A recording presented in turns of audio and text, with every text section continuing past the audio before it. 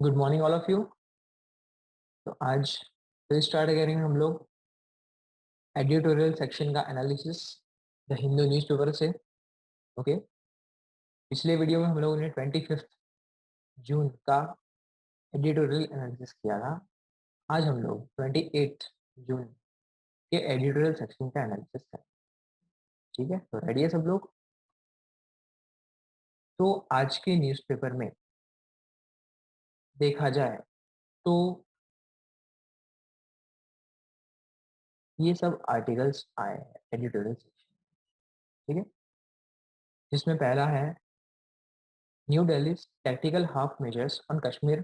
ठीक है, not so much important for from exam point of view. ठीक है, तो वो हम लोग नहीं करेंगे क्योंकि एग्जाम पॉइंट ऑफ व्यू से वो आर्टिकल इम्पोर्टेंट नहीं है। आप लोगों को पर्सनली पढ़ने में इंटरेस्ट है तो पढ़ सकते हो, पर एग्जाम पॉइंट ऑफ व्यू से हम लोग वो नहीं करेंगे। ठीक है, दूसरा एक मेजर आर्टिकल है on the margin with full equality still out of reach, जो हम लोग डिटेल में देखेंगे। उसके अलावा लेफ्ट साइड के सेक्शन में अगर आप लोग देखो तो अनदर शेड ऑफ ग्रे, इसको हम लोग डिटेल में देखेंगे क्या है। और लास्ट वाला आर्टिकल कॉशन एंड ऑप्टिमिज्म, ठीक है, जो भी हम लोग स्किप करेंगे। तो मेजरली ये दो आर्टिकल हमको कवर कर रहे हैं, अनदर शेड ऑफ ग्रे और दूसरा on the margin with full equality still out of reach. ठीक है, तो स्टार्ट करते हैं आज के द हिंदू न्यूज़पेपर के एडिटोरियल सेक्शन का एनालिसिस।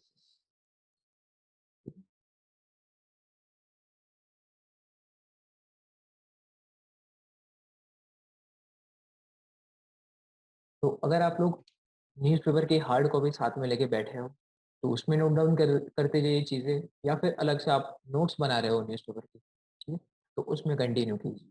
नोट्स आप लोग दो तरीके से बना सकते हो। प्रीलिम्स की नोट्स अलग हो सकती है न्यूज़पेपर की, और मेंस की अलग हो सकती है। ठीक है, प्रीलिम की नोट्स में आप सिर्फ जो वन लाइनर इंफॉर्मेशन जो प्रिलिमिनरी एग्जाम में काम लग सके वो नोट डाउन करते जा सकते हो। ठीक है, तो चलिए स्टार्ट करते हैं आज का article on the margins with full equality still out of reach. तो क्या थीम है ये आर्टिकल? तो भाई ये आर्टिकल की थीम इंडिया में एलजीबीटीक्यू कम्युनिटी का कम्युनिटी के राइट्स के बारे में है। ठीक है, एलजीबीटीक्यू कम्युनिटी के राइट्स के बारे में है। ठीक है, तो थीम पूरे आर्टिकल में ये है। तो देखते हैं कहाँ से चालू होता है ये आर्टिकल।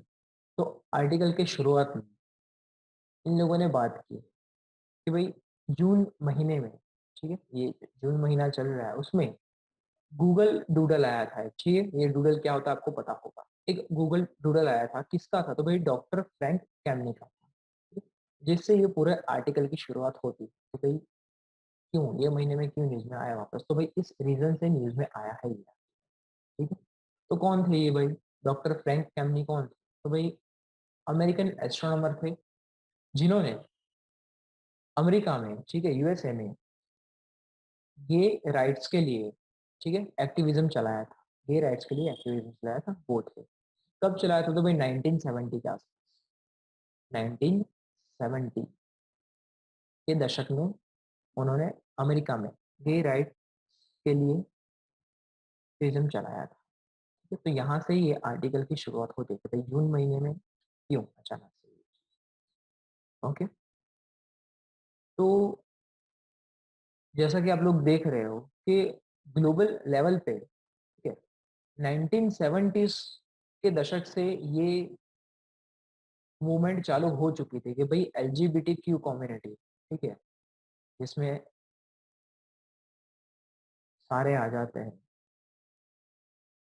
ठीक है, एलजीबीटीक्यू कलेक्टिवली लेस्बियन, गे, बाइसेक्सुअल, ट्रांसजेंडर और क्यूयर। ठीक है, तो ये सारे कम्युनिटी के अपलिफ्टमेंट की, उत्थान की बात तो भाई दुनिया में तो 1970 से चालू हो चुकी। तो भाई इंडिया का क्या स्टेटस था? इंडिया में ऐसी कोई मूवमेंट चालू हुई थी तब? तब हुई थी। ठीक है, तो वो पूरा सिनेरियो हम लोगों को इंडिया लेवल पे देखना है। ओके, तो अगर इंडिया की इन जनरल बात करें, ठीक है, इन जनरल इंडिया में बात करें तो भाई इंडिया ने अपने कॉन्स्टिट्यूशन के तहत, ठीक है, हर एक लोगों को फंडामेंटल राइट्स दे रखे हैं, ठीक है। हर एक सेक्शन ऑफ द सोसाइटी को फंडामेंटल राइट्स दे रखे, जिसमें वो कोई भी प्रकार का डिस्क्रिमिनेशन नहीं करता, ठीक है, कोई भी प्रकार का डिस्क्रिमिनेशन नहीं करता। फिर भी अगर हम लोग हमारे पास्ट सिनेरियोज देखें, ठीक है, तो ये कम्युनिटीज की अपलिफ्टमेंट की बात उतने मेजर स्केल पे नहीं की जा रही थी 1970s में कंपेयर टू द वर्ल्ड, ठीक है। पूरी दुनिया में 1970s के बाद एलजीबीटीक्यू कम्युनिटी के अपलिफ्टमेंट की बात बहुत ही मेजर स्केल पे चालू हो चुकी थी, पर इंडिया में तब ये सिनेरियो नहीं, ठीक है। तो बस वहीं पे डिस्कशन है पूरे आर्टिकल का, भाई क्यों इंडिया में इतना लेट क्यों, अगर चालू हुआ तो किस तरीके से हुआ, अलग अलग चीज़ों ने किस तरीके से सपोर्ट किया, भाई जुडिशरी ने किस तरीके से सपोर्ट किया, ठीक है, पॉलिटिकल रिप्रेजेंटेशन में क्या रहा, सोसाइटी ने किस तरीके से सपोर्ट किया, ठीक है, वो सारी चीज़ें एक एक करके देखें, ठीक है। तो भाई एक चीज़ इंडिया में देखी गई कि भाई अगर ये वाले सेक्शन की अब मैं बात करूँ, लॉन्च पैड फॉर जूरिप्रूडेंस, ठीक है। तो इंडिया में अगर बात करें, ठीक है, तो एलजीबीटी को कम्युनिटी के अपलिफ्टमेंट की बात सबसे पहले जुडिशरी से चालू हुई थी, ठीक है। जुडिशरी से ये सारी बात चालू हुई थी, ठीक है। अगर मैं आपको कोई भी डेमोक्रेसी के 3 पिलर की बात करूं कि भाई लेजिस्लेटिव, एग्जीक्यूटिव और जुडिशरी, तो जनरली होता क्या है कि भाई लेजिस्लेटिव वो मैटर पे लॉ बनाता है, ठीक है, एग्जीक्यूटिव वो लॉ को इम्प्लीमेंट कराने का काम करता है, और जुडिशरी उस पे नजर रखता है कि हाँ भाई ये लॉ बराबर इम्प्लीमेंट हो रहा है, कुछ उसमें प्रॉब्लम नहीं आ रही है, आ रही है तो जुडिशरी अलग अलग केसेस के थ्रू, ठीक है, उसको ठीक करने की ट्राई करती है, ठीक है, और वापस ये फिर लेजिस्लेटिव उसमें रिफॉर्म लाता है। तो ये एक जनरल प्रोसीजर होती है, ठीक है, कोई भी लॉ, उसके इम्प्लीमेंटेशन और उस पर वॉच रखने की, उसको मॉनिटर करने की, ये जनरल प्रोसीजर होती है, ठीक है। पर ये केस में, ठीक है, एलजीबीटीक्यू कम्युनिटी के अपलिफ्टमेंट या फिर उनके रिप्रेजेंटेशन की केस में, ठीक है, इंडिया में कुछ अलग तरीके से बात चालू हुई थी कि भाई बात चालू हुई जुडिशरी से, ठीक है, बात चालू हुई जुडिशरी से। तो किस तरीके से देखते हैं, ठीक है। तो सबसे पहले 2009 में, ठीक है, सबसे पहले 2009 में दिल्ली हाई कोर्ट में एक केस हुआ जिसका नाम था नाज foundation versus government of NCT of Delhi, ठीक है। तो दिल्ली हाई कोर्ट में एक केस हुआ, ठीक है, सब लोगों ने ये नाम सुना ही होगा नाज फाउंडेशन का, ठीक है। अगर आप लोग यूपीएससी की प्रिपरेशन कर रहे हो कितने भी टाइम से, तो ये नाम आपके सुनने में आया ही, ठीक है। तो सबसे पहले 2009 में ये केस हुआ जिसमें, ठीक है, दिल्ली हाई कोर्ट ने ये बोला कि भाई सेक्शन 377 जो है हमारा आईपीसी का सेक्शन 377 जो है, जो होमोसेक्सुअलिटी को क्रिमिनल एक्ट मानता है, ठीक है, उसको दिल्ली हाई कोर्ट ने खारिज कर दिया कि नहीं भाई ये हमारे कॉन्स्टिट्यूशन के आर्टिकल, ठीक है, ये हमारे कॉन्स्टिट्यूशन के आर्टिकल 14 के अगेंस्ट में है।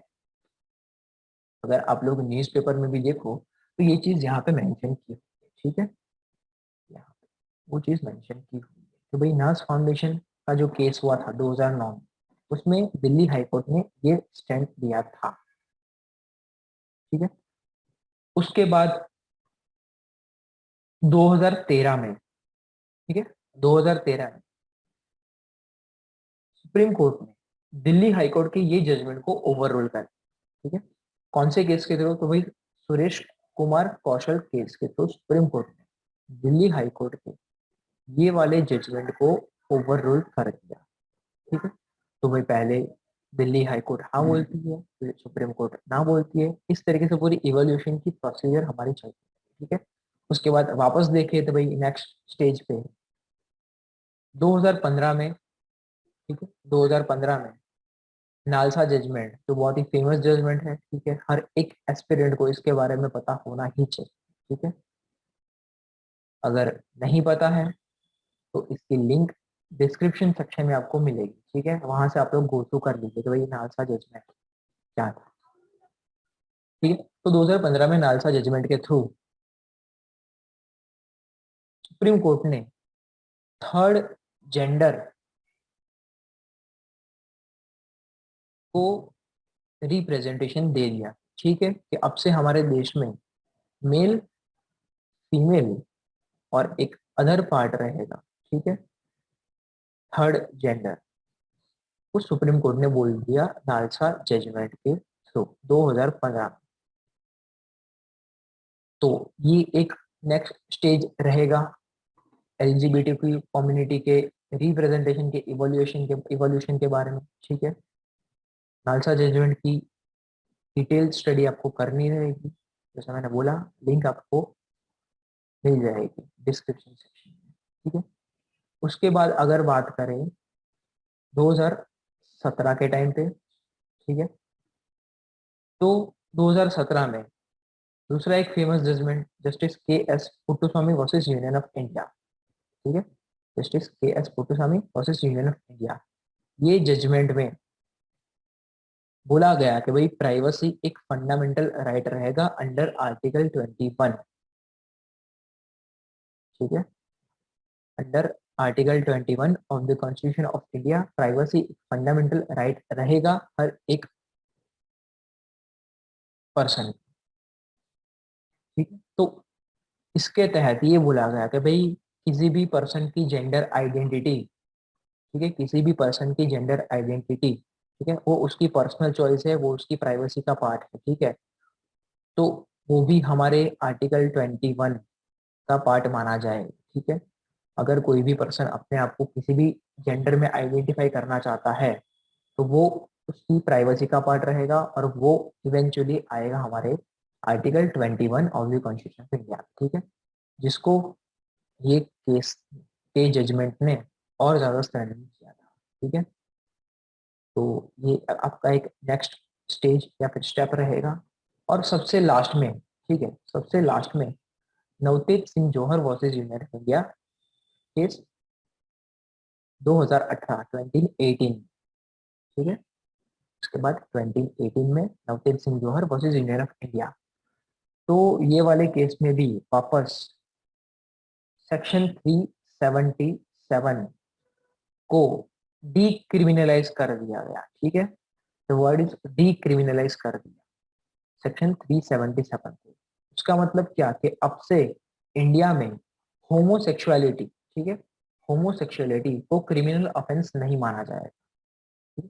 तो ये था हमारा फाइनल जजमेंट, ठीक है, जिसमें सेक्शन 377 दैट इज होमोसेक्सुअलिटी को डीक्रिमिनलाइज कर दिया गया था, ठीक है। तो जुडिशरी में एलजीबीटीक्यू कम्युनिटी के रिप्रेजेंटेशन का इवोल्यूशन कुछ इस तरीके से हुआ था कि भाई बात चालू हुई थी 2009 से, जब नास फाउंडेशन के केस के थ्रू दिल्ली हाई कोर्ट ने 377 को खारिज करने की बात की थी, ऐसा बोल के कि वो article 14 of the constitution of India equal protection of law and equality before law की बात करता है आर्टिकल 14, जिसके अगेंस्ट में, हाँ, ऐसा बोल के दिल्ली हाई कोर्ट ने उसको खारिज कर दिया। 2013 में सुरेश कुमार गोयल, सॉरी, सुरेश कुमार कौशल केस में वापस से दिल्ली हाई कोर्ट के जजमेंट को ओवरऑल कर दिया गया। 2015 में नालसा जजमेंट के थ्रू थर्ड जेंडर का स्टेटस दिया गया कि भाई अब से इंडिया में मेल, फीमेल और उसके अलावा रहेगा एक थर्ड जेंडर, ठीक है। तो ये स्टेटस दिया गया। 2017 में के एस पुट्टुस्वामी केस के थ्रू, ठीक है, प्राइवेसी को फंडामेंटल राइट माना गया अंडर आर्टिकल 21, ठीक है। तो उसमें कोई भी पर्सन की खुद की, ठीक है, जेंडर आइडेंटिटी उसके प्राइवेसी का पार्ट रहेगी और वो आर्टिकल 21 का पार्ट रहेगा। और फाइनली 2018 में, ठीक है, Navtej Singh Johar versus union India case के थ्रू सॉरी सेक्शन 377 को डीक्रिमिनलाइज कर दिया था। तो ये तो बात हुई भाई कि जुडिशरी में किस तरीके से ये कंसेप्ट इवॉल्व हुआ, ठीक है, कि जुडिशरी में किस तरीके से ये कंसेप्ट इवॉल्व हुआ, इसकी पूरे आर्टिकल में यहाँ पे बात की गई है भाई, लॉन्च पैड और जूरिप्रूडेंस, यहाँ पे पूरी ये चीज की बात की गई है, ठीक है। आप लोग पढ़ोगे तो आपको वही देखने को मिलेगा, ठीक है, जो मैंने पूरा एक्सप्लेन किया है, ओके। तो Navtej Singh Johar versus others, Navtej Singh Johar and others versus union of India case में एक चीज उठ के बाहर आई थी, ठीक है, जिसको जुडिशरी ने बोला कि भाई doctrine of progressive realisation of rights, ठीक है।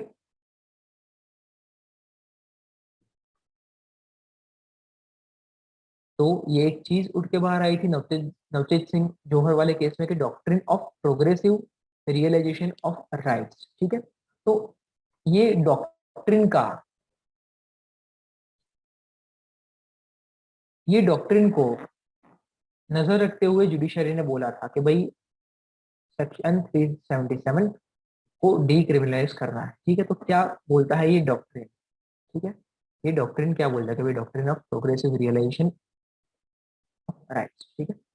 तो ये डॉक्ट्रिन में ऐसा बोला गया है कि भाई the doctrine of progressive realisation of rights mandates that the law of country should be in a consonance with the modern ethos, it should be sensible and easy to apply, ठीक है। उसका मतलब क्या, अगर मैं सादी भाषा में बोलूँ कि कोई भी कंट्री का लॉ, ठीक है, उसके मॉडर्न एथोस से, ठीक है, कि भाई मॉडर्न टाइम्स में जो चल रहा है सोसाइटी में, ठीक है, जो चीज की जरूरत है, जो चीज की रिक्वायरमेंट है हर एक सेक्शन ऑफ द सोसाइटी को, उसके अकॉर्डेंस में होना चाहिए। उसके अलावा वो लॉ सेंसिबल होना चाहिए, ठीक है, और उसके अलावा इजी टू अप्लाई होना चाहिए, ठीक है। तो ये एक पार्ट रहेगा ये डॉक्ट्रिन का, ठीक है। और दूसरा, the status has been obligation to take appropriate measures for the progressive realization of the economic, social and cultural rights। उसका मतलब क्या, अगर ट्रांसलेशन करके सादी भाषा में बोले तो भाई कोई भी लॉ, ठीक है, इकोनॉमिक, सोशल और कल्चरल राइट्स, ठीक है, उसका रियलाइजेशन होना चाहिए कोई भी लॉ, ठीक है। कोई भी लॉ में इकोनॉमिक, सोशल और कल्चरल राइट्स का रियलाइजेशन होना चाहिए। ये तीनों तरीके के राइट्स को इक्वली प्रोटेक्शन मिलना चाहिए हर एक सेक्शन ऑफ द सोसाइटी को, ओके। तो ये है हमारा doctrine of progressive realisation of rights, जो हमारा नवतेज सिंह जोहर केस से उठ के आया था। सुप्रीम कोर्ट ने वो केस में ये डॉक्ट्रिन का सपोर्ट लेके बोला था कि भाई वो चीज डीक्रिमिनलाइज होगी, ठीक है। तो ये बात हुई जुडिशरी, ठीक है। उसके बाद जैसे 2018 में नवतेज सिंह जोहर केस ने वो चीज को डीक्रिमिनलाइज कर दिया, होमोसेक्सुअलिटी को डीक्रिमिनलाइज कर दिया। उसके बाद लेजिस्लेटिव बॉडी एक्शन में आती है कि भाई 2019 में हमारी पार्लियामेंट ने एक लॉ बनाया, transgender person protection of rights bill. उसके बाद वो एक्ट बन गया, ठीक है, 2019 में। तो भाई यहाँ पे लेजिस्लेचर बाद में, जुडिशरी के बाद में एक्टिव होता है, ठीक है। तो इसको क्या बोलेंगे, जुडिशियल एक्टिविज्म बोलेंगे कि जुडिशियल ओवररीच बोलेंगे, तो आप लोग मुझे कमेंट सेक्शन में बताइए, ठीक है, कि क्या ये सिनेरियो को जुडिशियल एक्टिविज्म बोलते हैं या फिर जुडिशियल ओवररीच बोलते हैं, ठीक है, क्या बोलते हैं, वो आप लोग कमेंट सेक्शन में मुझे बताइएगा, ठीक है। तो 2019 में हमारी हमारे लेजिस्लेशन ने ये एक्ट बनाया, ठीक है, जिसमें ट्रांसजेंडर पर्सन की आइडेंटिटी, उसके राइट्स का प्रोटेक्शन, ठीक है, वो अपने आप को किस तरीके से आइडेंटिफाई कर सकता है, उसको राइट कहाँ से अवेल कराना है, कैसे अवेल करना है, राइट को प्रोटेक्ट कैसे करना है, ठीक है, उसकी हर एक चीज की डिटेल में बात की गई है, ठीक है। ये एक्ट भी आपको डिटेल में गो थ्रू करना है, ठीक है, डिटेल में ये एक्ट आपको गो थ्रू करना है, जिसकी लिंक आपको डिस्क्रिप्शन सेक्शन में मिल जाएगी, ठीक है। यहाँ पे ये हमारा आर्टिकल एक्ट के बारे में नहीं है, तो हम लोग एक्ट में डिटेल में चर्चा नहीं करेंगे, ठीक है। आपको उसकी लिंक डिस्क्रिप्शन सेक्शन में मिल जाएगी, जिससे आप लोग स्टडी कर सकते हो ये एक्ट, ठीक है। तो यही एक्ट के थ्रू, ठीक है, यही एक्ट के थ्रू एक बॉडी फॉर्म हुई हमारे इंडिया में, जिसका नाम था national council for transgender person, ठीक है, national council for transgender person. इसके अंडर में तो ministry of social justice and empowerment, ठीक है, इसके अंडर में ये बॉडी फॉर्म, ये बॉडी एस्टेब्लिश हुई, ठीक है। तो ये एक स्टेट्यूटरी बॉडी मानी जाएगी, क्योंकि ये एक्ट के तहत ये बॉडी का फॉर्मेशन हुआ था, ठीक है। और ये बॉडी ट्रांसजेंडर पर्सन के राइट्स, प्रोटेक्शन, उन सब के बारे में बात करती है, ठीक है। तो ये हमारा हुआ लेजिस्लेटिव सपोर्ट, ठीक है। तो अगर हम लोग आर्टिकल में देखें तो कि भाई इंडिया के सिनेरियो की बात करें, तो भाई इंडिया का सिनेरियो यहाँ से जुडिशरी से चालू हुआ था, ठीक है, और यहाँ पे लेजिस्लेटिव पे आके अटकता है। तो ये तो बात हो गई लेजिस्लेटिव और जुडिशियल सपोर्ट की, ठीक है, लेजिस्लेटिव और जुडिशियल सपोर्ट की बात होगी। अब बात आती है कि भाई जुडिशरी ने भी अपना जजमेंट दे दिया कि भाई ट्रांसजेंडर पर्सन के राइट्स को प्रोटेक्ट करना है। लेजिस्लेटिव ने भी, ठीक है, लेजिस्लेशन ने भी उसका एक्ट बना दिया कि हाँ भाई अब से हम लोग उसके उनके राइट्स को प्रोटेक्ट करेंगे। उसके अलावा हमारा कॉन्स्टिट्यूशन का आर्टिकल 15, ठीक है, कॉन्स्टिट्यूशन का आर्टिकल 15 भी वही चीज बोलता है कि भाई हमको डिस्क्रिमिनेशन नहीं करना है। कौन से बेसिस पे? तो भाई on the grounds of religion, race, caste, sex और प्लेस ऑफ बर्थ, ठीक है, और एनी ऑफ देम, इन ग्राउंड के बेसिस पे हम लोगों को डिस्क्रिमिनेशन नहीं करना है, ठीक है। तो तीनों चीज ने, कॉन्स्टिट्यूशन, लेजिस्लेशन और जुडिशरी, तीनों चीज ने ये चीज को सपोर्ट किया।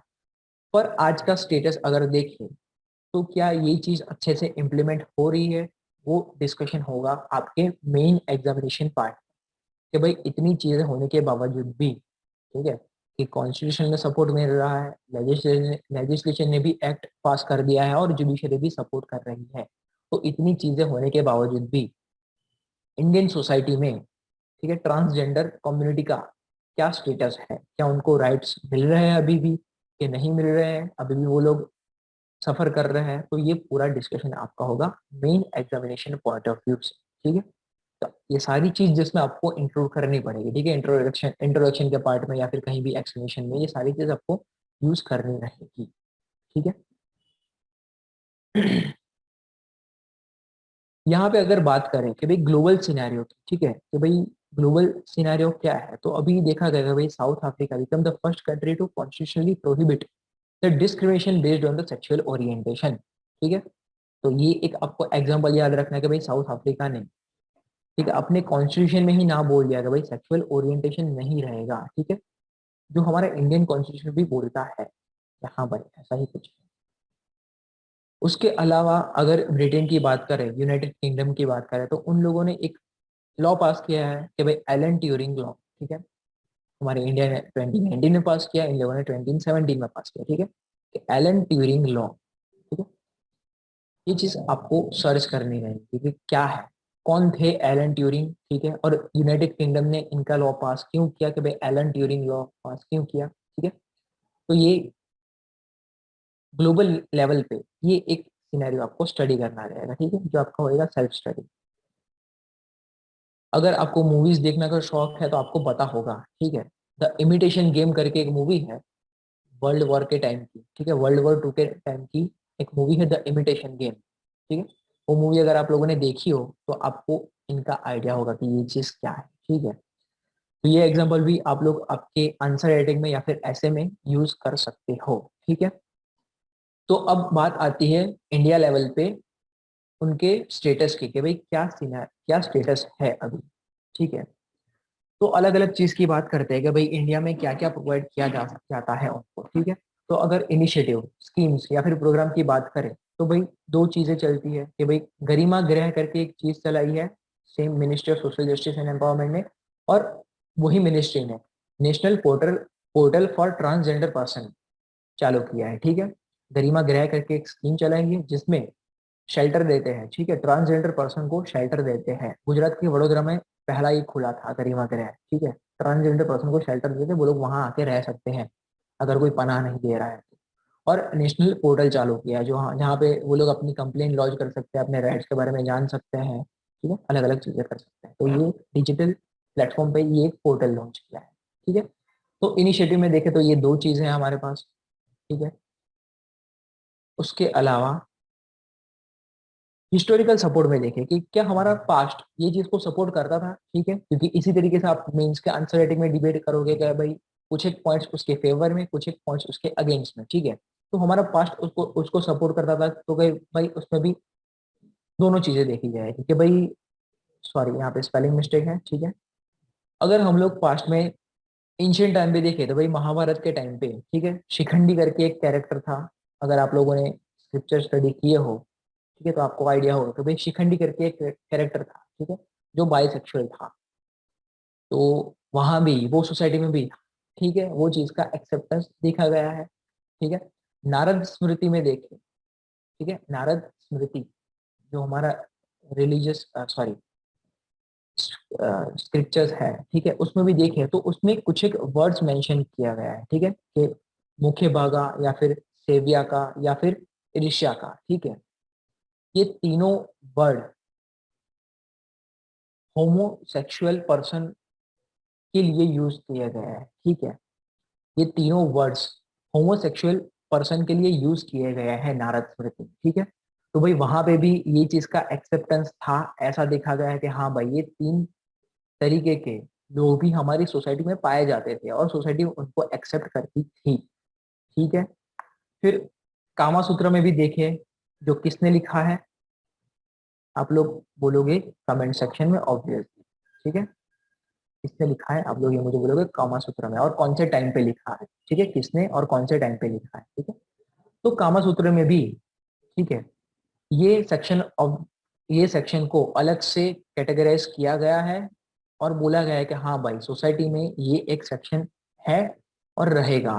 तो वहां भी उनको एक्सेप्ट किया गया है, वहां पे उनको कोई अलग नजरिए से या फिर निचले लेवल पे या फिर इस तरीके से नहीं देखा गया, वहां भी उनको इक्वल स्टेटस दिया गया है। हाँ जैसे सोसाइटी में मेल है जैसे फीमेल है वैसे भी ये सेक्शन भी रहेगा, तो वहां भी एक्सेप्ट किया गया है, ठीक है। इवन आप खजुराहो टेम्पल की बात करो, ठीक है, खजुराहो टेम्पल जो मध्य प्रदेश में आया है, ठीक है, तो खजुराहो टेम्पल के स्कल्पचर्स की बात करो कि उनकी वॉल पे जो स्कल्पचर्स है, ठीक है, तो वहां पे भी आपको होमोसेक्सुअल के स्कल्पचर देखने को मिलेंगे कि भाई दो मेल के स्कल्पचर भी है, ठीक है, दो फीमेल के स्कल्पचर भी है, ठीक है। तो भाई उसका मतलब भी वही हुआ कि वो टाइम पे ये चीज का एक्सेप्टेंस था, होमोसेक्सुअलिटी का एक्सेप्टेंस था हर एक कम्युनिटी का, LGBTQ हर एक कम्युनिटी का एक्सेप्टेंस था।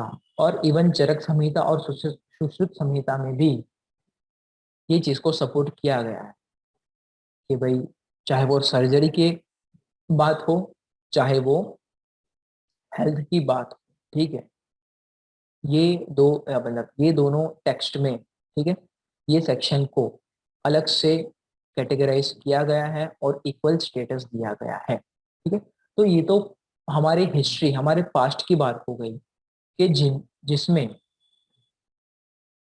ट्रांसजेंडर कम्युनिटी को इक्वल स्टेटस दिया गया या फिर पॉजिटिव मैनर में लिया गया है ये कंसेप्ट को, ठीक है। तो भाई पास्ट में कुछ एक चीज अगेंस्ट में भी होगी, ऑब्वियस सी बात है, ठीक है, जैसे अभी टफल चल रहा है वैसे पास्ट में भी टफल चलता होगा, ठीक है। तो आपको कोई भी चीज को जज नहीं करना है, आपको बस आपकी एग्जाम की स्टडी के लिए ये चीज को याद रखना है, ठीक है। आपको वो नहीं देखना कि भाई हिंदू टेक्स्ट में ना बोला गया है कि हाँ बोला गया है या फिर ये टेम्पल में इस तरीके से दिखाया गया है, आपको वो चीज को जज नहीं करना। ऑब्वियसली आप यूपीएससी एस्पिरेंट हो, आपको वो चीज सिर्फ और सिर्फ एग्जाम पॉइंट ऑफ व्यू, ठीक है, एनालिटिकली वो चीज को याद रखना है, ठीक है। तो अगर नेगेटिवली देखें कि भाई तब भी कॉन्फ्लिक्ट था, तो भाई हाँ तब भी कॉन्फ्लिक्ट था पास्ट में, तो भाई मनुस्मृति में या फिर अर्थशास्त्र में, ठीक है, दोनों चीज में मनुस्मृति और अर्थशास्त्र दोनों जगह पे होमोसेक्सुअलिटी को ऑफेंस माना गया है, ठीक है, ये दोनों जगह पे होमोसेक्सुअलिटी को ऑफेंस माना गया है और उसके लिए पनिशमेंट भी दी गई है कि भाई अगर सोसाइटी में होमोसेक्सुअलिटी देखी जाती है तो वो चीज पनिशेबल ऑफेंस होगा, ठीक है। तो भाई कॉन्फ्लिक्ट तो तब भी थे। उसके अलावा मुगल एम्पायर की बात करें तो वो लोग इस चीज को जिना करके डिनोट करते थे, ठीक है, जिना बोलते थे होमोसेक्सुअलिटी को। तो जिना के लिए मुगल एम्पायर में भी पनिशमेंट थी कि भाई नहीं ये चीज नहीं मानी जाएगी, ठीक है।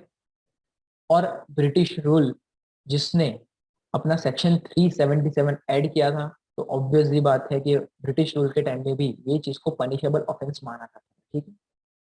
तो हमको इमोशन में नहीं बहना है कि हाँ भाई ये कैसे वो कैसे, अपने तो सिर्फ एग्जाम पॉइंट ऑफ व्यू ये चीज को देखना है। तो अगर हम लोग हिस्टोरिकल एस्पेक्ट की बात करें तो भाई हिस्टोरिकल एस्पेक्ट में कुछ एक चीज ये कंसेप्ट को सपोर्ट करती थी और कुछ एक चीज ऐसी थी जिसने ये कंसेप्ट के अगेंस्ट में बात की थी, ठीक है। तो ये हमारे पॉइंट्स फेवर और अगेंस्ट में हो जाएंगे हिस्टोरिकल एस्पेक्ट, ओके।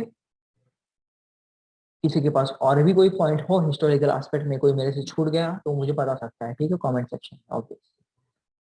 अगर करंट स्टेटस या फिर करंट इश्यू की बात करें कि भाई करंट में हम लोगों ने लेजिस्लेटिव जुडिशरी और इनिशिएटिव्स के बारे में तो देख लिया, और कॉन्स्टिट्यूशनल सपोर्ट भी उसका देख लिया कि हाँ भाई ये चीज बात करते हैं। पर अगर करंट सिनेरियो, करंट इश्यूज की बात करें, तो ये हमारा डिस्कशन का टॉपिक होता है भाई, क्या ये चीज है कि ये चीज नहीं है ऐसा।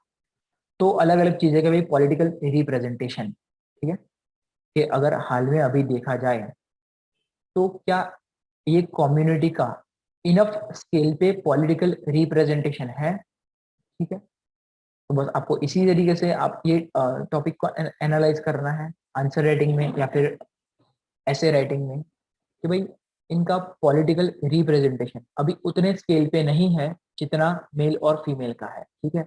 अगर मैं अपनी पार्लियामेंट की ही बात कर लूँ, ठीक है, लोकसभा और राज्यसभा, तो अभी तक ऐसा कोई मेजर रिप्रेजेंटेशन नहीं देखा गया है यहाँ पे ट्रांसजेंडर कम्युनिटी का, ठीक है। तो पॉलिटिकल रिप्रेजेंटेशन में इंडिया अभी वो स्केल पे नहीं पहुंचा है।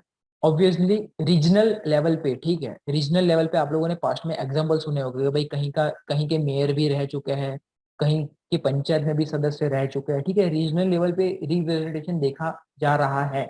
पर अगर टॉप लेवल की बात करें कि हमारे पार्लियामेंट में ट्रांसजेंडर कम्युनिटी का रिप्रेजेंटेशन क्या है, ठीक है, हम लोगों ने जुडिशरी ने भी हाँ बोल दिया, एक्ट भी बना दिया, तो क्या अभी मिल रहा है अब रिप्रेजेंटेशन लोगों को, ठीक है। तो भाई हाँ, रीजनल लेवल पे है, मेजर स्केल पे, ठीक है, अपर लेवल पे अभी उतना नहीं है जितना होना चाहिए, ठीक है। तो हमको इस पे काम करना है, इसके लिए कैसे सुधार लाया जाए कैसे नहीं, ठीक है, इसके बारे में आपको चर्चा करनी है। दूसरा, सोशल एक्सेप्टेंस, ठीक है, क्या हमारी सोसाइटी एक्सेप्ट कर रही है ये चीज को, सोसाइटी एक्सेप्ट कर रही है ये चीज को, ठीक है। क्योंकि अगर देखा जाए कि भाई एक्ट तो आ गया है, ठीक है, कि ट्रांसजेंडर पर्सन के राइट को प्रोटेक्ट करना है, पर उनके मैरिज का क्या, ठीक है। अगर कोई ट्रांसजेंडर पर्सन साथ रहना चाहे, ठीक है, कोई होमोसेक्सुअल पर्सन साथ रहना चाहे, तो उनके मैरिज का क्या, लीगली उनके मैरिज को आज तक कोई भी सपोर्ट नहीं दिया गया है, ठीक है, लीगली। जैसे कि हमारे कंट्री में कोई भी मैरिज होता है तो उसके बाद उसको रजिस्टर कराना पड़ता है, ठीक है। तो कोई एक्ट के तहत वो मैरिज आपका रजिस्टर होता है और आपको मैरिज सर्टिफिकेट मिलता है, ठीक है। तो ये आपका लीगल डॉक्यूमेंट हुआ कि हाँ भाई आप लोग मैरिड हो, कोई मेल और फीमेल या फिर जो भी हो। तो भाई अगर ट्रांसजेंडर पर्सन इस तरीके से मैरिज करना चाहे, ठीक है, होमोसेक्सुअल, तो मेल और मेल या फिर फीमेल और फीमेल या फिर कुछ भी, ठीक है, तो उनके मैरिज के लीगल सपोर्ट का क्या, ठीक है। तो यहाँ पे सोशल एक्सेप्टेंस नहीं आता, ठीक है। अगर, तो ये एक बात हुई। उसके अलावा अलग अलग राइट्स, ठीक है, उनके अलग अलग राइट, जैसे यहाँ पे लिखा गया कि भाई एम्प्लॉयमेंट में, ठीक है, एम्प्लॉयमेंट पे उनका रिप्रेजेंटेशन है अलग अलग स्केल पे, कोई भी तरीके का एम्प्लॉयमेंट हो, ठीक है, डिफरेंट अलग अलग लेवल पे, चाहे फिर हम लोग लेबर की बात कर ले, चाहे फिर हम लोग टीचर्स की बात कर ले, चाहे फिर हम लोग किसी भी लेवल पे बात कर ले, ठीक है, एम्प्लॉयमेंट। तो ये एम्प्लॉयमेंट में क्या उनका रिप्रेजेंटेशन है, तो obviously not of that much scale. तो यहाँ पे हमको काम करना है, उनको इजीली एम्प्लॉयमेंट मिल जाए, ठीक है, उसके लिए कुछ होना चाहिए, ठीक है। कॉर्पोरेट कल्चर की बात करें तो भाई कॉर्पोरेट कल्चर कंपनी में क्या ये चीज को आज एक्सेप्ट कर लिया है, ठीक है, कॉर्पोरेट वर्ल्ड ने ये चीज को एक्सेप्ट कर लिया है। तो वही के ना, फुल्ली एक्सेप्टेंस आज के टाइम पे भी सोसाइटी के कोई सेक्शन में नहीं नहीं देखने को मिल रहा है। प्रोजेक्ट पॉलिटिकल रिप्रेजेंटेशन पार्शल है, सोशल एक्सेप्टेंस पार्शल है, राइट्स पार्शली मिल रहे हैं, ठीक है ग्रोइंग स्टेज पे ना नहीं है, ठीक है, पर पार्शली है, ठीक है। एम्प्लॉयमेंट में रिप्रेजेंटेशन पार्शियल लेवल पे देखा जा रहा है, कॉर्पोरेट कल्चर में भी एक्सेप्टेंस, ठीक है, पार्शियल लेवल पे ही देखा जा रहा है, ठीक है। मुझे कोई ऐसा मेजर एग्जाम्पल नहीं याद है पॉलिटिकल में भी, ठीक है, एम्प्लॉयमेंट में भी और कॉर्पोरेट वर्ल्ड में भी मुझे कोई ऐसा मेजर एग्जाम्पल नहीं याद है कि जहाँ पे ट्रांसजेंडर पर्सन को ये स्केल पे रखा गया हो कि हाँ भाई मेल फीमेल और ट्रांसजेंडर, ठीक है। तो भाई ये चीज में सुधार लाने की और जरूरत है, ठीक है। ये एक एक्ट से काम नहीं चलेगा, ठीक है। जितने एक्ट्स और स्कीम या फिर प्रोग्राम या फिर सपोर्ट, ठीक है, अलग अलग सेक्शंस के लिए है क्या, हाँ भाई SC ST सेक्शन तो उनके एम्प्लॉयमेंट के लिए ये होगा वो होगा, ठीक है। फीमेल तो भाई उनके वेज को प्रोटेक्ट किया जाएगा, इक्वल वेज दिया जाएगा, ठीक है। वर्किंग आवर्स में वो किया जाएगा भाई, मैटरनिटी लीव दी जाएगी, या फिर जैसे हर एक सेक्शन को उनकी रिक्वायरमेंट के हिसाब से, ठीक है, टारगेट किया गया है कि हाँ भाई वुमन फीमेल है तो उसको मैटरनिटी लीव मिलनी चाहिए, ठीक है। उस तरीके से हर एक सेक्शन को टारगेट किया गया है। वैसे भी ट्रांसजेंडर सेक्शन को टारगेट करने की जरूरत है हर एक लेवल पे, ठीक है, कि भाई एम्प्लॉयमेंट के लिए अलग प्रोविजन होने चाहिए उन लोगों के लिए, ठीक है। सोशल एक्सेप्टेंस के लिए अलग से प्रोविजन होने चाहिए, ठीक है। पॉलिटिकल रिप्रेजेंटेशन के लिए अलग से प्रोविजन होने चाहिए, ठीक है। और इंडिया का ग्लोबल लेवल पे रिप्रेजेंटेशन देखा जाए कि जैसे इंडिया अलग अलग बॉडीज में, ठीक है, UN लेवल पे या फिर अलग अलग बॉडीज में अपने आपको रिप्रेजेंट करता है, ठीक है, डिप्लोमेट्स के थ्रू, वहां पे भी कोई रिप्रेजेंटेशन मेजर स्केल पे नहीं देखा गया है, ठीक है। तो जब ये सारे लेवल पे, ठीक है, फुल्ली रिप्रेजेंटेशन देखा जाएगा, तभी माना जाता है कि हाँ भाई बराबर है कि ये सोसाइटी में हर एक सेक्शन को इक्वल स्टेटस दिया गया है। तो भी ये सारी चीज ग्रोइंग स्टेज पे है। आगे जाके ये चीज अगर इक्वल स्टेटस पे आ गई तो माना जाएगा, ठीक है। तो आपको अगर पूछा जाए कि मेंस का आंसर रेटिंग या फिर ऐसे में कि क्या इक्वल स्टेटस मिल चुका है कि फिर नहीं मिल चुका, या फिर मिला है तो एनालाइज कीजिए, नहीं मिला है तो एनालाइज कीजिए, कहाँ प्रॉब्लम आ रहा है कहाँ प्रॉब्लम नहीं आ रहा है, तो इसमें आपको यही सारी चीजें लिखनी पड़े। तो भाई पॉलिटिकल में ये है, इकोनॉमिकल में ये है, ग्लोबल लेवल पे ये है, सोशल लेवल पे ये है, यही सारी चीजों को आपको लिखना पड़ेगा, ठीक है। आप लोगों को सेल्फ स्टडी करना रहेगा कि भाई ग्लोबल लेवल पे सिनेरियो क्या है, ठीक है। यहाँ तो मैंने ग्लोबल रिप्रेजेंटेशन का बोला इंडिया का, ठीक है, इंडिया का ग्लोबल लेवल पे रिप्रेजेंटेशन का बोला, पर ग्लोबल लेवल मतलब अलग अलग कंट्रीज इसके बारे में क्या बोलते हैं, अलग अलग कंट्रीज में ये कंसेप्ट को एक्सेप्ट किया गया है कि फिर नहीं किया गया है, किया है तो कौन से कंट्री ने किया है, ये आप लोग मुझे बताएंगे कमेंट सेक्शन में कि भाई ग्लोबल लेवल पे अलग अलग कंट्रीज का क्या स्टेटस रहा है ट्रांसजेंडर कम्युनिटी के एक्सेप्टेंस और उनके रिप्रेजेंटेशन के बारे में, ठीक है। तो ये चीज भी आपको आपके आंसर में या फिर आपके ऐसे में मेंशन करनी रहेगी, तो आपका आंसर कंप्लीट माना जाएगा कि हाँ भाई इंडिया लेवल से चालू किया, ठीक है, और ग्लोबल लेवल तक आप अपने डिस्कशन या फिर राइटिंग खत्म किया, ठीक है। तो ये आर्टिकल में यही बातें लिखी गई है कि भाई जुडिशरी ने बोल दिया, लेजिस्लेशन ने बोल दिया, कॉन्स्टिट्यूशन ने भी बोल दिया, और ग्लोबल लेवल पे देखा जाए तो भाई यूनाइटेड किंगडम, साउथ अफ्रीका, ये लोग अलग अलग कंट्रीज लॉबी ला रहे हैं, ठीक है। तो भाई इंडिया का स्टेटस क्या है, ठीक है, इंडिया कहाँ है, कहाँ स्टैंड करता है इंडिया इनके राइट्स के बारे में, ठीक है। क्या उनको एम्प्लॉयमेंट का राइट्स मिल रहा है, क्या उनको हेल्थ का राइट मिल रहा है, पर्सनल राइट्स मिल रहा है। तो भाई ये आपका रहेगा आर्टिकल का डिस्कशन, ठीक है। आपको पास्ट में कोई भी ऐसी चीज न्यूज में आई हो जहाँ पे ये कंसेप्ट के बारे में कुछ डिस्कशन किया हो, फ्यूचर में कोई भी चीज न्यूज में आए, ये कंसेप्ट आपको फॉलो रखना पड़ेगा कि हाँ भाई यहाँ पे राइट मिला, यहाँ पे नहीं मिला, या फिर यहाँ पे ये इश्यू हुआ, ठीक है। उसके अलावा बहुत सारे इश्यू आपको स्टडी करने पड़ेंगे, ठीक है। तो ये आर्टिकल यहाँ पे आपका खत्म होता है कॉम्प्रिहेंसिवली, ठीक है।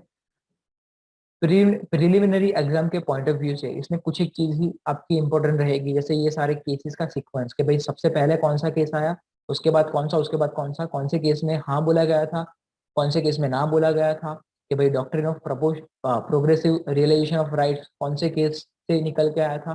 तो ये सारे पॉइंट्स आपके प्री एग्जाम के लिए काम के रहेंगे, ठीक है। केस की सीक्वेंस याद रखिएगा, हाँ भाई पहले ये केस आया था, उसके बाद ये, फिर उसके बाद ये।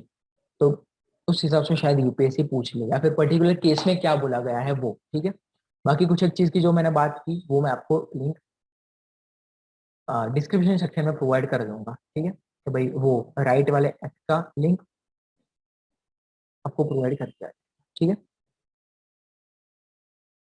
तो आगे बढ़ते हैं अभी दूसरे आर्टिकल की तरफ, ठीक है।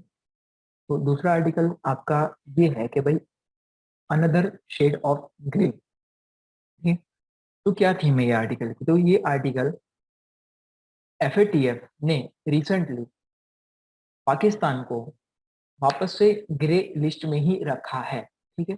उसके बारे में ये पूरा आर्टिकल है। ठीक है, तो देख लेते हैं कि भाई क्या है एफएटीएफ, क्या है ग्रे लिस्ट, और क्यों पाकिस्तान को वहां पे रखा गया है अभी तक। ठीक है, तो बस यही चीज आपकी प्री पॉइंट ऑफ व्यू से काम की रहेगी, बाकी मेंस पॉइंट ऑफ व्यू से सिर्फ एफएटीएफ या फिर सिर्फ ग्रे लिस्ट पे पूरा क्वेश्चन आए वो पॉसिबल नहीं। ठीक है, सिर्फ ये एक लौता कंसेप्ट पूरे क्वेश्चन में नहीं आ सकता, या फिर ये लौते कॉन्सेप्ट पे पूरा ऐसे नहीं बनेगा। ठीक है, तो ये सारी आपकी एड ऑन में काम लगेगी ये चीजें। ठीक है, एडवांस में काम लगेगी, भाई कहीं पर आप लोग यूज करना चाहोगे भाई ऐसे में, या फिर आंसर राइटिंग में, या फिर सिक्योरिटी वाले मैटर में, या फिर इंटरनेशनल वाले एस्पेक्ट में, कहीं भी एडवांस में यूज करना चाहो तो ये चीज आपकी काम लगेगी। ठीक है, बाकी एज सच इंडिविजुअली ये कंसेप्ट का उतना इंपॉर्टेंस नहीं रहेगा कि पूरा का पूरा आपको क्वेश्चन के फॉर्म में पूछा जाए। ठीक है, तो देख लेते हैं कुछ एक बेसिक चीजें इसके बारे में। ठीक है, कि अनदर शेड ऑफ ग्रे, कि क्या है वो चीज। ठीक है, तो भाई एफएटीएफ करके एक बॉडी है, फाइनेंशियल एक्शन टास्क फोर्स। ठीक है, फाइनेंशियल एक्शन टास्क फोर्स करके एक बॉडी है, इंटर गवर्नमेंटल बॉडी है इंटरनेशनल लेवल पे। ठीक है, 1989 में G7 कंट्रीज की पेरिस में समिट के दौरान ये बॉडी का एस्टेब्लिशमेंट किया गया था। ठीक है, सब लोगों ने नाम मोस्टली सुना ही होगा G7 में। ठीक है, कौन से कंट्रीज आते हैं बताइए मुझे कमेंट सेक्शन। ओके, तो G7 की समिट के दौरान 1989 में एफएटीएफ का एस्टेब्लिशमेंट किया गया। ठीक है, उसका हेडक्वार्टर कहाँ पे पड़ता है? ठीक है, उसकी स्टैटिक चीजों के बारे में अगर बात करें तो हेडक्वार्टर उसका कहाँ पड़ता है, तो भाई उसका सेक्रेटरीट या फिर उसका हेडक्वार्टर, ठीक है, पेरिस में ही OECD, organisation for economic cooperation and development के हेडक्वार्टर में ही इसका सेक्रेटरीट पड़ता है। ठीक है, तो अगर आपको अगर प्रिलिमिनरी एग्जाम में, ठीक है, इसके बारे में क्वेश्चन आए जिसमें वन ऑफ द स्टेटमेंट ऐसा हो कि भाई यहाँ पे, sorry, one of the statement ऐसा हो कि भाई ये ईयर में बना था, G7 ने बनाया था, फिर G20 ने बनाया था, ओईसीडी में उसका हेडक्वार्टर पड़ता है। ठीक है, अलग अलग स्टेटमेंट्स आते हैं तो उसमें वन ऑफ द स्टेटमेंट आपका कुछ एक हो सकता है।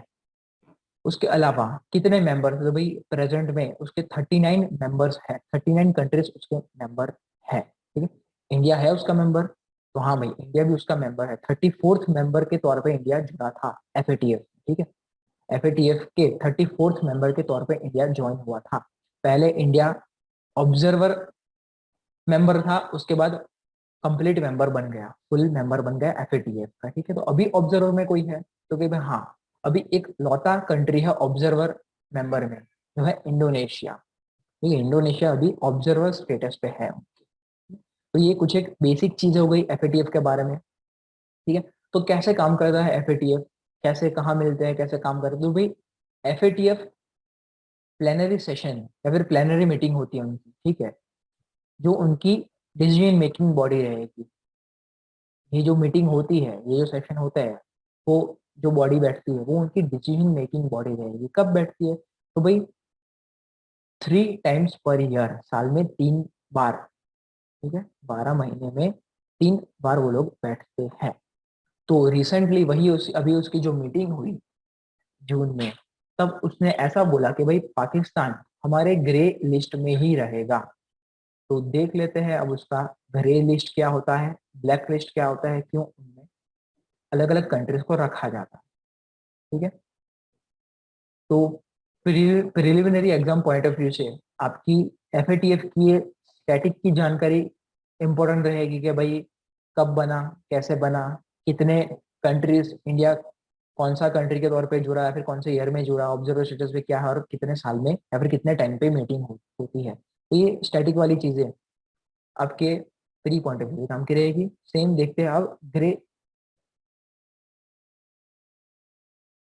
अब देखते हैं ग्रे लिस्ट और ब्लैक लिस्ट क्या है। ठीक है, ग्रे लिस्ट क्या है और ब्लैक लिस्ट क्या है, तो भाई ग्रे लिस्ट की अगर बात करें तो भाई countries that are consider safe haven for supporting terror funding and money laundering. ठीक है, कि कोई एक कंट्री है वो सेफ हेवन मतलब सेफ माना जाता है। ठीक है, वो कंट्री में ये एक्टिविटीज, कौन सी एक्टिविटीज, तो भाई टेरर फंडिंग या फिर मनी लॉन्ड्रिंग, ये एक्टिविटीज सेफ मानी जाती है। सेफ मानी जाती है मतलब क्या, कि भाई अगर कोई यहाँ पे टेरर फंडिंग कर रहा है, मनी लॉन्ड्रिंग कर रहा है, तो ये कंट्री का लॉ या फिर ये कंट्री की सिस्टम इनफ केपेबल नहीं है कि ये चीज को अटका सके। ये चीज को रोक सके उतना इनफ केपेबल नहीं है वहाँ का लॉ या फिर वहाँ की सिस्टम, ठीक है। तो इसलिए वहाँ पे ये सारी एक्टिविटी करना सेफ हो जाता है, that is safe even for supporting terror funding and money laundering. तो ऐसे कंट्रीज को, ठीक है, एफएटीएफ ग्रे लिस्ट में डालता है कि भाई तुम लोग पूरा डेंजर क्रिएट कर सकते हो भाई पूरे वर्ल्ड के लिए।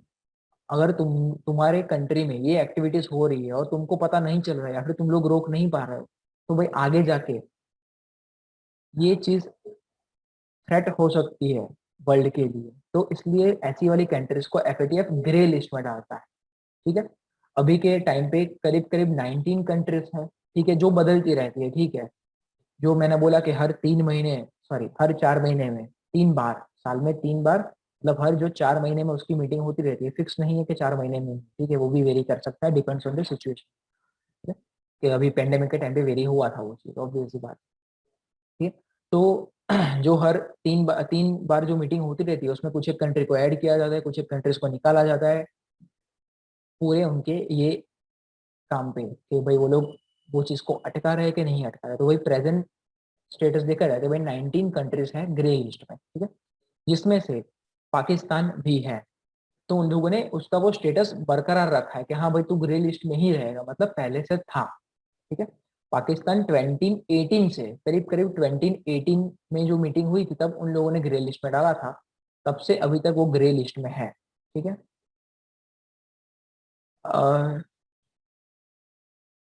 पिछली कोई मीटिंग में, ठीक है, पास्ट में एक मीटिंग में कुछ 27 डायरेक्टिव्स दिए गए थे, शायद 27 या 21 कुछ नंबर है, ठीक है। एग्जैक्ट नंबर ऑब्वियसली आपके लिए काम का नहीं है, वो तो नहीं पूछा जाएगा कितने थे, तो 21 या फिर 27 डायरेक्टिव्स दिए गए थे।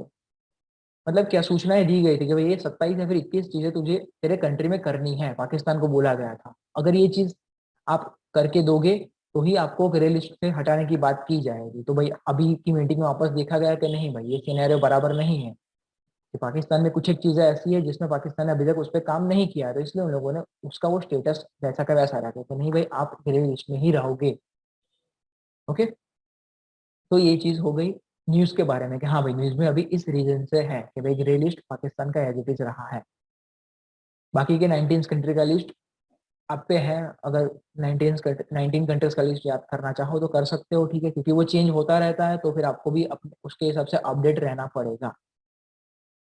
ब्लैक लिस्ट की अगर आप बात करें, ठीक है, अब ब्लैक लिस्ट की बात करें तो ब्लैक लिस्ट में क्या है, तो ग्रे लिस्ट से ऊपर आता है ब्लैक लिस्ट, जिसमें ऐसा बोला है कि भाई countries known as a non cooperative countries और टेररिस्ट कंट्रीज, ठीक है, this countries support the terror funding and money laundering activities. तो भाई दोनों में ये बात आ गई, तो अलग क्या रहा, यहाँ भी आ गया supporting terror funding and money laundering, यहाँ भी आ गया supporting terror funding and money laundering. तो क्या फर्क है हाँ ग्रे लिस्ट और ब्लैक लिस्ट में? तो भाई फर्क ये है कि ग्रे लिस्ट वाले जो कंट्री है ना, उनके पास ऐसी कोई मैकेनिज्म ही नहीं है कि ये चीज को अटका सके। ऐसी कोई एफिशिएंट इफेक्टिव मैकेनिज्म ही नहीं है कि भाई ऐसी कोई मनी लॉन्ड्रिंग हो रहा है, टेरर फंडिंग हो रहा है तो वो चीज को अटका सके, ठीक है। तो ये सेफ हेवन बना देता है, ठीक है। कंट्री डायरेक्टली पार्टिसिपेट नहीं कर रही है मनी लॉन्डर करने में या फिर टेरर फंडिंग करने में, पर यहाँ पे ब्लैक लिस्ट में जो कंट्री है वो डायरेक्टली इन्वॉल्व है ये एक्टिविटीज में, या तो मनी लॉन्ड्रिंग में या तो टेरर फंडिंग में या तो फिर ऐसी कोई भी एक्टिविटीज जो टेररिस्ट एक्टिविटी को प्रमोट कर रही है, ठीक है। ऐसी सारी एक्टिविटीज में ये कंट्रीज डायरेक्टली इन्वॉल्व है। वो लोग नॉन नॉन कोऑपरेट कर रहे हैं कि भाई वो लोग कोऑपरेट नहीं कर रहे हैं ये चीज को अटकाने के लिए, या फिर वो लोग टेररिस्ट एक्टिविटी को प्रमोट कर रहे हैं, ठीक है। तो ये फर्क रहेगा, इसमें कंट्री डायरेक्टली एक्टिव नहीं है वो चीज करने में, यहाँ पे वो डायरेक्टली एक्टिव होगा, डायरेक्टली उसका हाथ रहेगा ये करने में, ठीक है, प्रमोट करने में। तो यहाँ पे कौन से दो कंट्री को ब्लैक लिस्ट में डाला है, तो भाई नॉर्थ कोरिया और ईरान, ठीक है। अभी के टाइम पे प्रेजेंट स्टेटस की अगर बात करें तो नॉर्थ कोरिया और ईरान को, ठीक है, ये दो कंट्रीज को ब्लैक लिस्ट में डाला गया है, ठीक है। जो भी ऑब्वियसली फिक्स नहीं होता है, क्राइटेरिया होते हैं, तो अगर वो फुलफिल हो जाए तो निकाल दिया जाएगा, नहीं तो फिर ऐड किया जाएगा, तो ये लिस्ट भी वेरी होता रहता है, ओके। तो ये हो गया आपका, सॉरी, ये होगा आपका ग्रे लिस्ट और ब्लैक लिस्ट, उसकी कुछ एक मेंस एस्पेक्ट से, ठीक है, मेंस पॉइंट ऑफ व्यू से ये टॉपिक उतना काम का नहीं रहेगा जितना प्री पॉइंट ऑफ व्यू से रहेगा, ठीक है। तो आप लोग उसको भी तैयारी भी इसी तरीके से की जाए कि करना कि भाई ग्रे लिस्ट में क्या होता है, ब्लैक लिस्ट में क्या होता है, कितने कंट्रीज है, कब के कौन से कंट्री को डाला गया, ये सारे स्टेटमेंट फॉर्म में आ सकते हैं। ठीक है, कौन सा डायरेक्टली इन्वॉल्व रहता है, कौन सा इनडायरेक्टली इन्वॉल्व रहता है, ये अलग अलग तरीके से आप ये कंसेप्ट को स्टडी कीजिएगा। ठीक है, फिर अगर एफ की बेसिक चीज़ की बात करें तो इंडिया मेंबर है कि नहीं, जो जैसे मैंने आगे बोला वही सब कि भाई कब बना था, कौन से बॉडी के तहत बना था, उसका हेडक्वार्टर या फिर सेक्रेटरीट कहाँ है, कितने मेंबर कंट्रीज हैं, या कौन सा जुड़ा, ऑब्जर्वर कौन सा है, और कितने टाइम में मीटिंग होती है। तो बस ये सारी स्टैटिक बेसिक्स चीज़ें ही याद रखनी है। ठीक है, एनालिटिकल पार्ट इसमें कम रहेगा। तो ये पूरा आर्टिकल आपका प्री पॉइंट ऑफ व्यू से ज़्यादा इंपॉर्टेंट है compare to mains point of view. Mains में आप लोग इसको एडवांस के तौर पे यूज कर सकते हो ऑब्वियसली। ठीक है, तो ये हो गया आपका ये आर्टिकल। ठीक है, बाकी आर्टिकल के बाकी पोर्शन में, ठीक है, आर्ग्यूमेंट्स लिखी गई है जो आपको शायद नहीं काम की रहेगी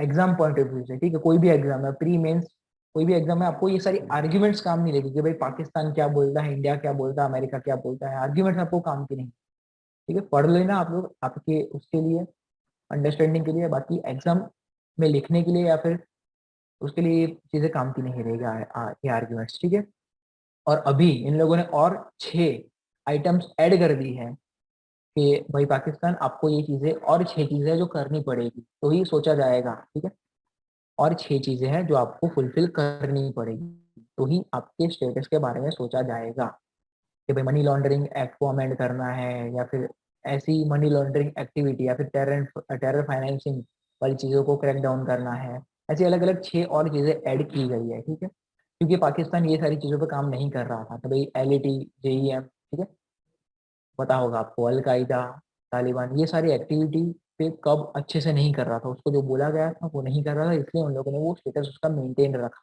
कि भाई ग्रे लिस्ट तो ग्रे लिस्ट ही रहेगा। ठीक है?